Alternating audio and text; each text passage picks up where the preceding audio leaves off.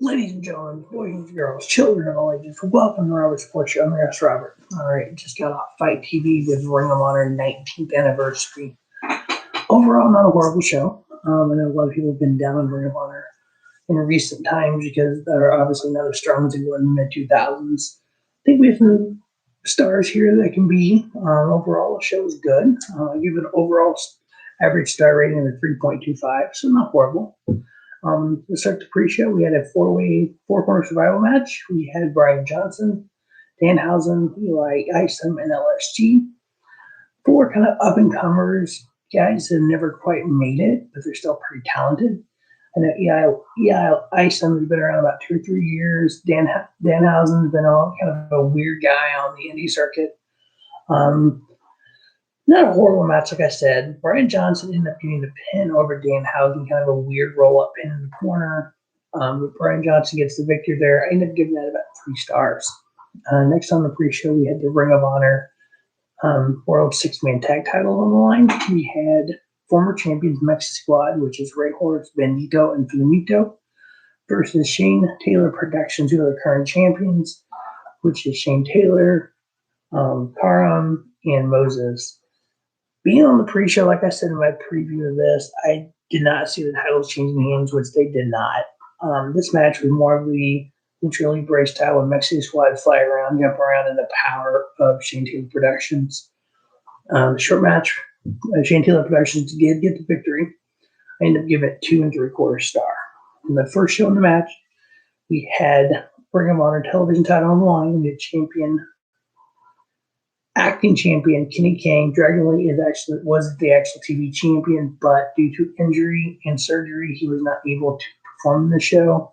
So due to Ring of Honor's board of directors letting the El Faccion Ingobernable, which is the faction they're all part of, pick who defended the title, they picked Kenny King.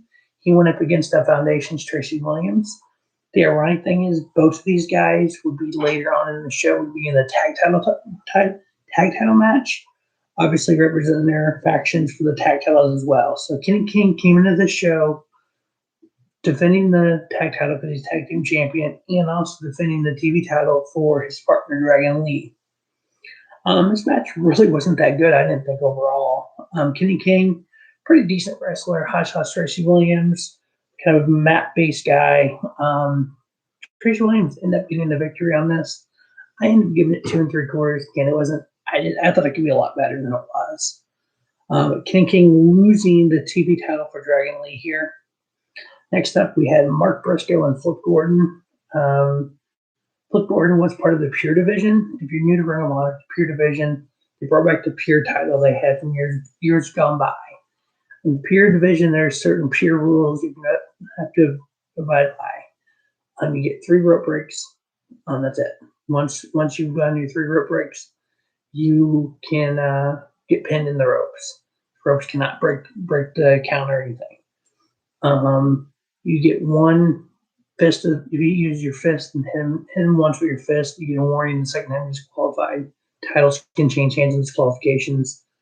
What else is the Pure rules different?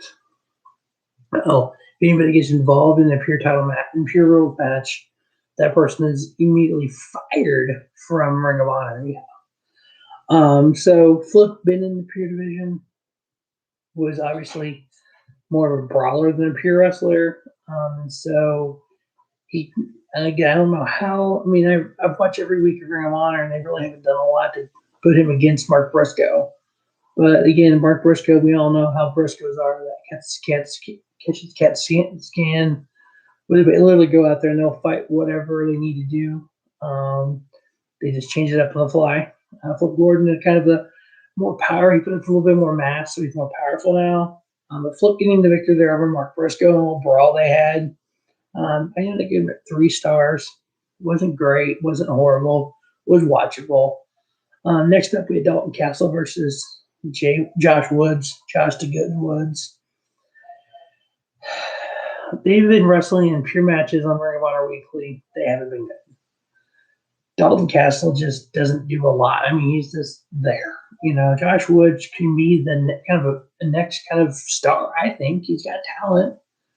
But he's been with Silas Young, and Silas is trying to knock some sense into the last real man, Silas Young. Just isn't working. I know Silas was wanting him to hit Dalton Cat with a chair, but Woods wouldn't do it. Finally, toward the end of the match, Silas Young ended up hit Josh Woods with a chair in the back, behind the referee's back, obviously. And then Dalton Caston got the pinfall. I have been giving it 2 3/4 star. It looks like we're going to have a feud with Josh Woods and Silas Young going forward. Yay! Not that I want to see that crap, but hey, that's going to happen. The next up, we had a grudge match. Now, this kind of had a story behind it. Jay Briscoe and EC3. EC3 showed up, obviously leaving WWE, showed up in Impact, isn't it anything? Showed up for Ring of Honor, didn't do anything yet. He did have a few matches. Anytime he was in the match with Jay Briscoe or in the ring with him, he wouldn't look him in the eye and shake his hand or code of honor. Jay Briscoe, been in first Ring of Honor shows all about the code of honor, and Ring of Honor would never look at me. And he's like, dude, no. I'm not shaking your hand. Look me in the eye. I'm not looking up. He just looked down. And so that kind of what this match was based off of. So they call it a grudge match. It was kind of more of a kind of, I don't say hardcore, but they let a few things go, obviously. And one of the taglines for this match was, is honor real? Well, in Jay Briscoe's mind, it is. So these two go out there and just brawl it out. The Briscoes, like I said about Mark, they will change whatever they need to do. They're like a chameleon. They'll just, whatever fight they're in, they're going to do. They need to fly, they'll fly. They need to brawl, they're going to brawl. But this match went on, and it was a true brawl between these guys.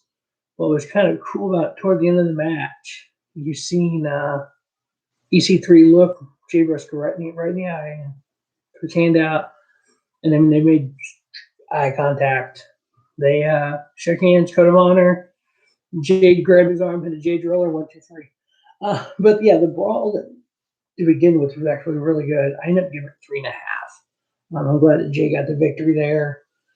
And next up, we actually had an impromptu match. The Mexi squad members, Flamito, Bendito, and Ray Horace, had a little, let's say, run-in with each other in the pre-show match, but they decided to have a 3-way. Okay. 3 Lucha Libre style stars who can go out there and fly with the best of them. Yeah, let's have that match, please. I'd forgotten how great Bendito was. Ray Horace, awesome as well. Flamita, him and Bendito were the Max Bloods, former tag team champions in Ring of Honor and CMLL. But yeah, just 3 Lucha Libre stars going out there and just flying around. That's literally what it was for about 15 minutes. Bendito ended up getting the victory on Flamita. Bendito and Ray Horace, they're back on the same page. They were, cohesive. Flamito kind of looked and left. So I think we're going to end up with a match between Bendito and Flamita, which is fine with that. I ended up giving this match 4 1/4. Now, I would say probably most people are going to do between 3.5 and 4, maybe. But I did 4 1/4. I really liked the Lucha Libre style and just the story it kind of told between the three of those guys is where I went with that. Next up, we had an unsanctioned match. Matt Taven versus Vincent. Former, their faction. I forgot the name of it. Kingdom. Matt Taven and Vincent. They broke that away about a year ago, a little before the pandemic started. They finally had the cap of these two guys. And obviously, no fans, let's have a cinematic match. So we go off to some gymnasium where they trained at initially. Looked like a rundown old building with a couple of rings. They start fighting throughout the building. That part of it, it told a story. It's like, this is where we began, this is where we trained. Now we're fighting here. They fought in the balcony, into the ring, on the ground, around the ring, the whole 9 yards. They're on the balcony.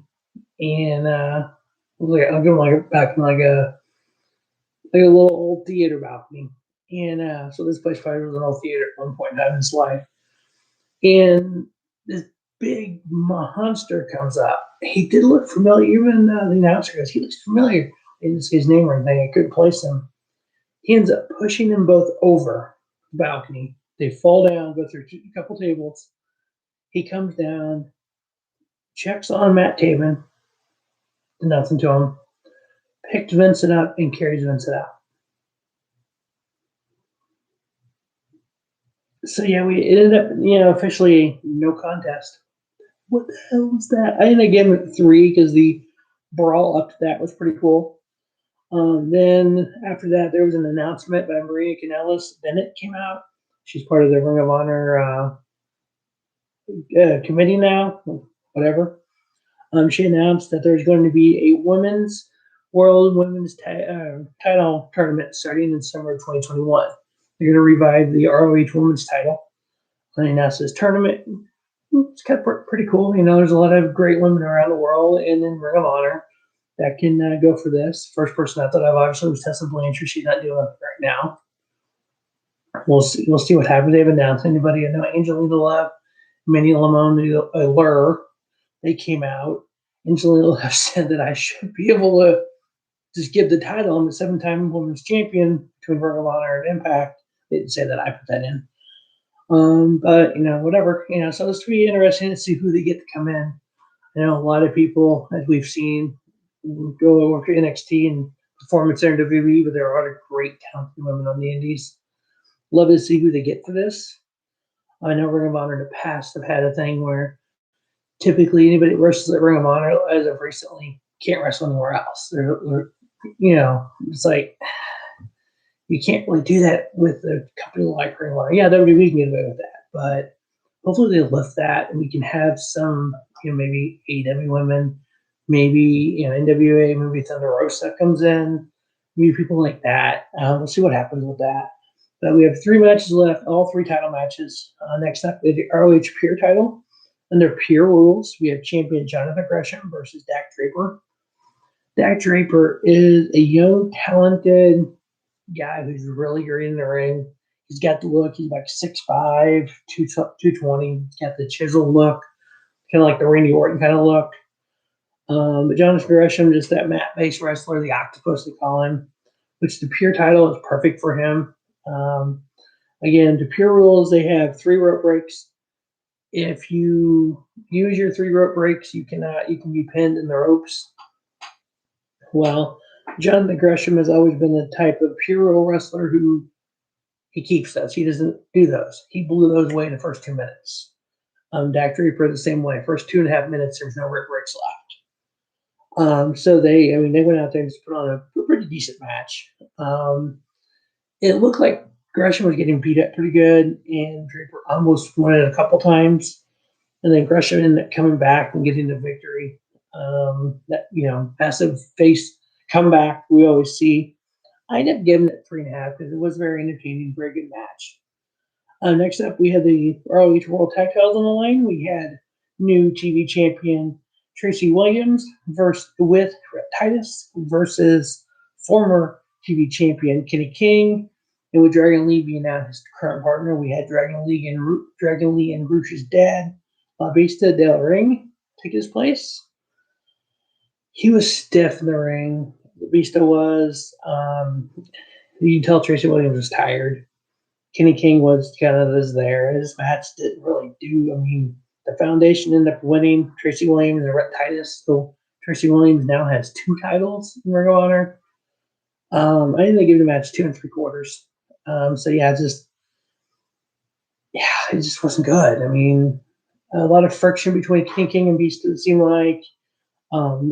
I can't remember the girl's name. She comes out with Kenny King. Kenny King ended up, basically screaming at her until it's her fault they lost the titles. And then she ended up flipping off Kenny King. So, yeah, we'll see where that goes. But it wasn't good.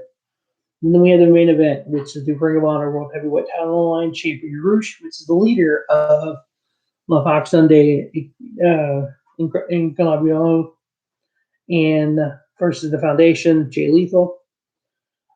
So Rush, the leader of the faction, comes out as world champion. Nobody by his side. So they come out. These two just kind of went at it. It started off more of a kind of a mat pace.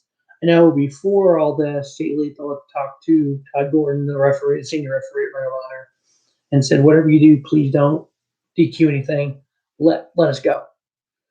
So you tell Todd Gordon's like, "I'll do what I normally do," which he normally does. He's normally good about letting things happen.